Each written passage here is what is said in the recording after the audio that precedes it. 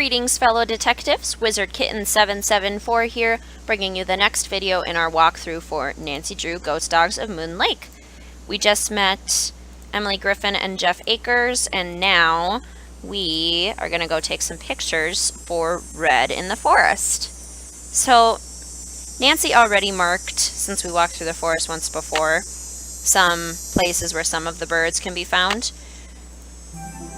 But really just going anywhere you can is going to be a good idea. Just kind of wandering the forest. There are 6 birds total, 5 of which can be found. Where are all the birds? In this forest. Let's go this way. Oh, I found a bird. Camera.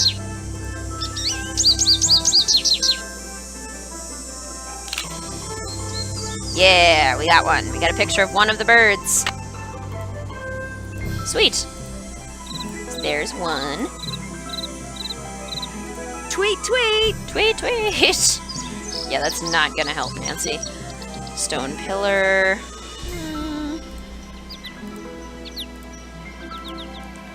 Wandering, wandering. And you can certainly use the map to navigate the forest. It's not going to hurt at all. Aha! Come back! Oh, that's one of the ones that flies away. So, there's a couple birds that you're going to find them, but you won't be able to take pictures of them right now. You're not doing anything wrong. It's just part of the game. They're just tricky birds. Oh, back to the beginning. Okay, good. Let's go to the left this time.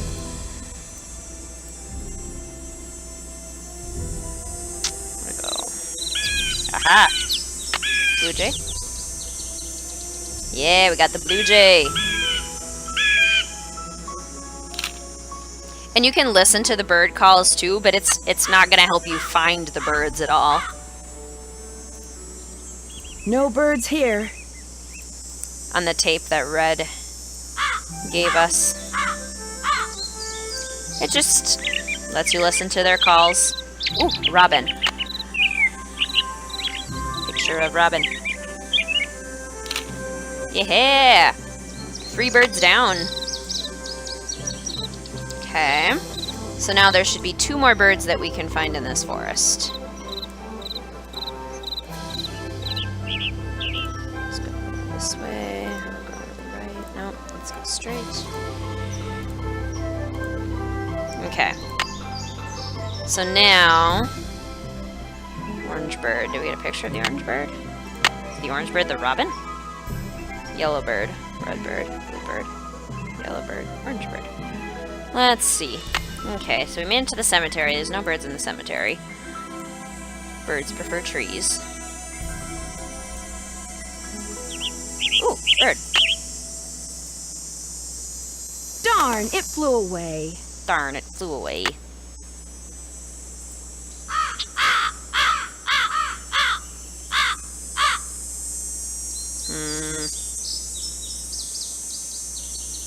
That's probably the one that already flew away.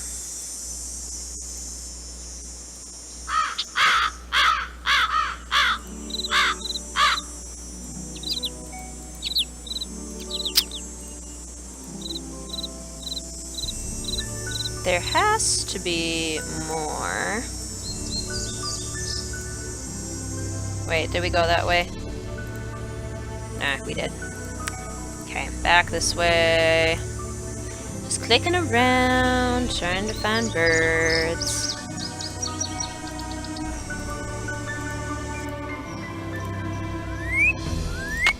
Did we get the cardinal already? Come back! I feel like, oh, the cardinal's one of the ones that flies away. Maybe there's only 3 that we can get. Yeah, because the other 2 that we just tried to take pictures of, we couldn't.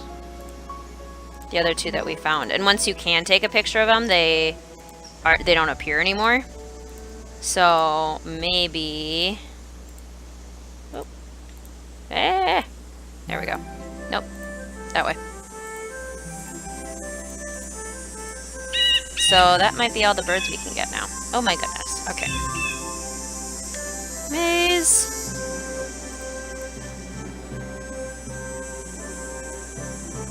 I'm gonna go this way. There we go. Okay, now we're out of the woods. Are we out of the woods yet? Are we out of the woods yet? Are we out of the woods yet? Are we out of the woods? T-Swift. Okay. Let's test our water. So in order to do that, we need to put the bucket down.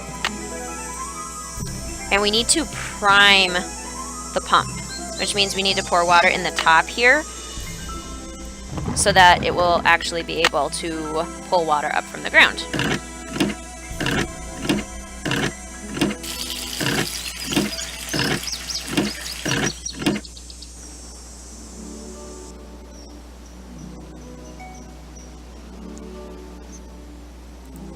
Awesome. And then we take the little vial and fill it with water. And then we can bring that back to Ranger Akers. I don't need water right now. Yes, we can pour out the bucket and keep the bucket.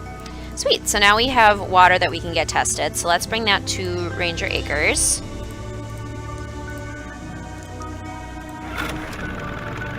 Here. And then we'll probably need to go to bed or take a nap until night and then go talk to Red and tell him, hey, we're having a hard time getting some of these birds. What's the deal? You're back. I have that water sample. What do I do with it? Just give it to me, and I'll take care of it. Thanks for all your help. Not a problem. Perfect. Easy enough. So let's go back to Sally's house. Home.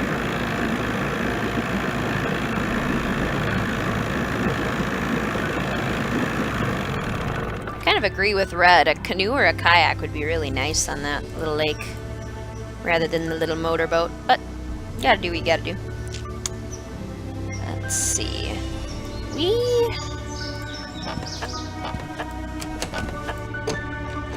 should have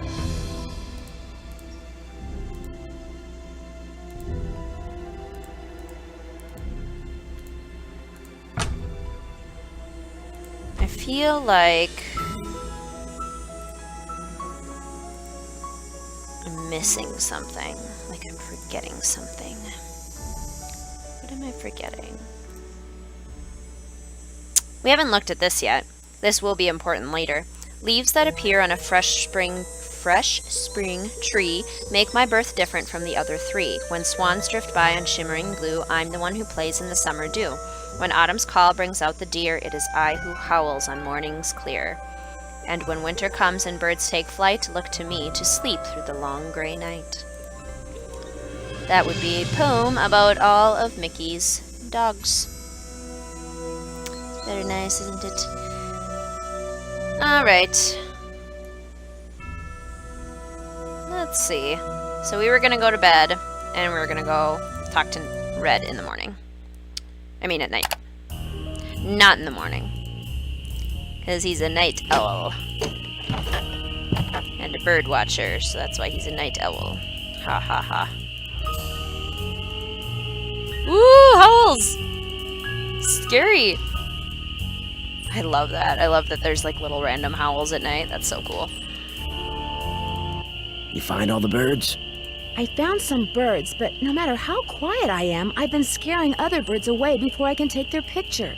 What am I doing wrong? You're wearing those clothes. That's what you're doing wrong. You need to blend in, like me. Go back over to M's tacky tourist trap and get yourself some camouflage gear. Only sensible thing that money grubber carries. I'm sorry to keep bugging you, but I need some sandpaper. Emily said you might have some? Here, take it and scram. I was just about to call in a meadowlark. That was always Ruth's favorite.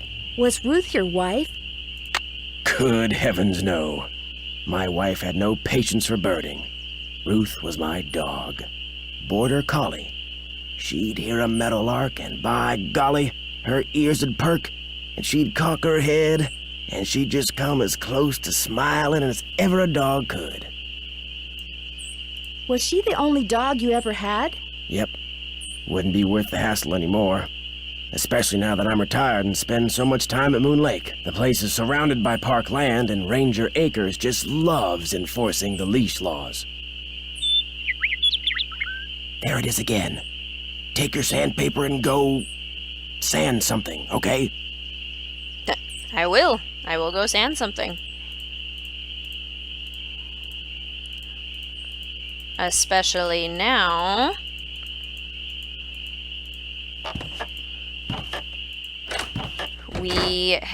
We've been to the cemetery, we've read the poem, so we kind of know what we need to do. It's stuck. Yes, that's why we use sandpaper, Nancy. There.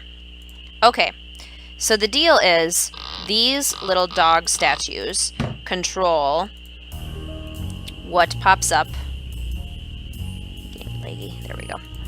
What pops up on the doggy clock. So, like if we spin the dial here, we see that when they're facing back, we get swans. When the dogs are facing backwards, we get swans. So,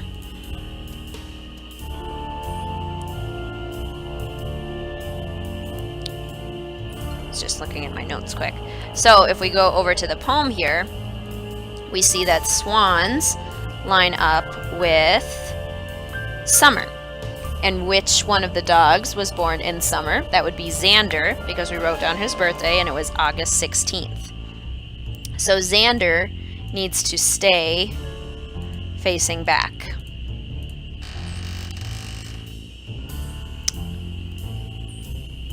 Like that. And I happen to have all the others written down. So if we turn Vitus to the left,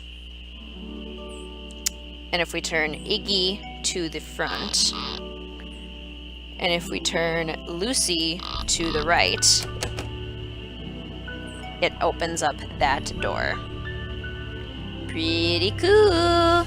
And all that can be figured out with the clock if you want to figure it out on your own. So like now we see that that dog is with the birds, which corresponds to winter, oddly enough. And then if we go to the next one, that dog is corresponding to trees, which goes with spring, which goes with Lucy. You just have to figure out which direction lines up with which season, or with which picture, based on the poem over on the wall there. So yeah, that's how you do that. Let's see here. Now that we've done that, we can get the door open, but we can't go over there yet because we don't have a hammer and nails. And the only way we can get that, drawing a little bit of a blank. I know where they are. They're in this shed here. But, oh, is it? Aha! There we go. That is where it is. There's the key. So this is the key that we need to open this trunk. Oh, the key broke off. Or it's the locked. key that we don't need to open this trunk. And then Nancy realizes, oh hey, I can just screw this off with a screwdriver to open the trunk.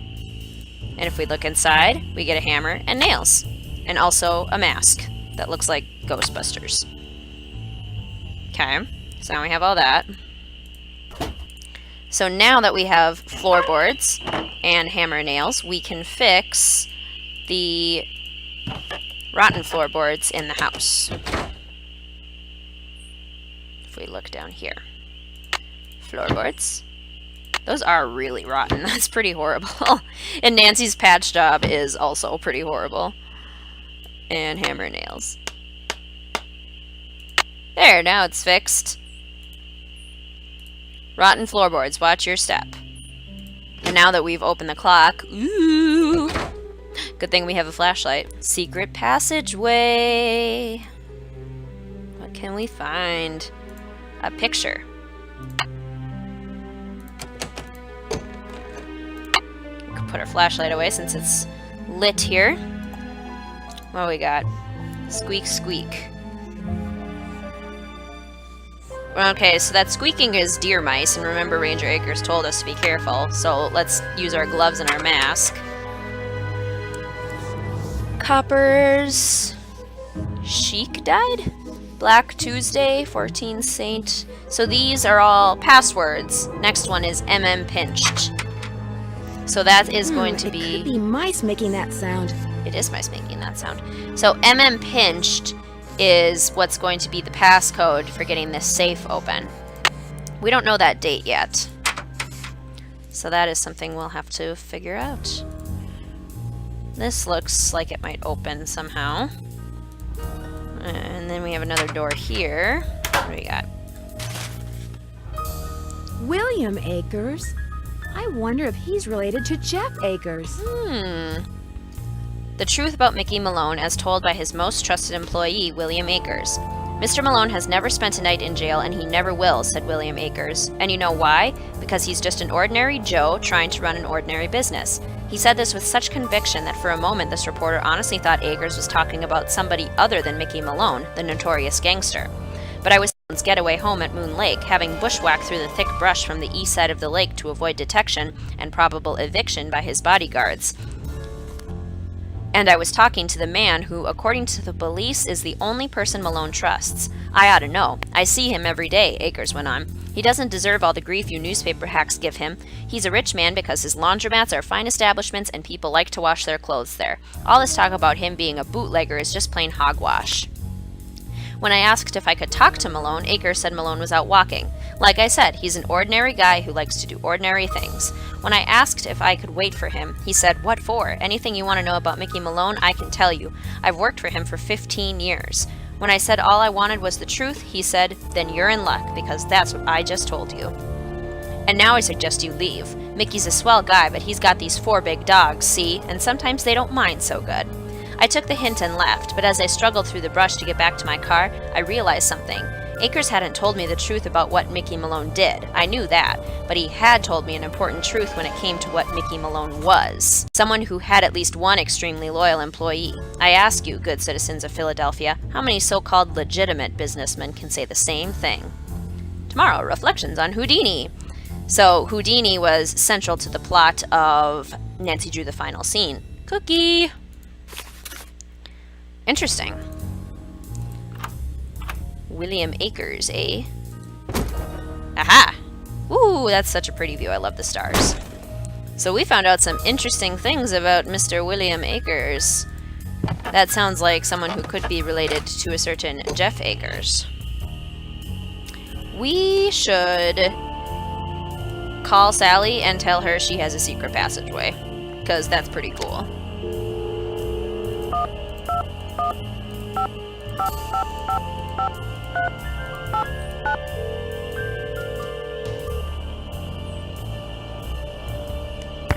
Hello? Hey, Sally, it's Nancy. Nancy, hi, how's it going? Talk to you later. Thanks again, Nancy. Or maybe we can't tell her that. I was gonna be all like, hey, you have a secret passageway, that's super cool, but nope. Talk to you later. Alright, let's go upstairs and turn it to morning. Let's go sleep. And then we have a few things that we need to do, and I will save those for the next video. See you then, fellow detectives.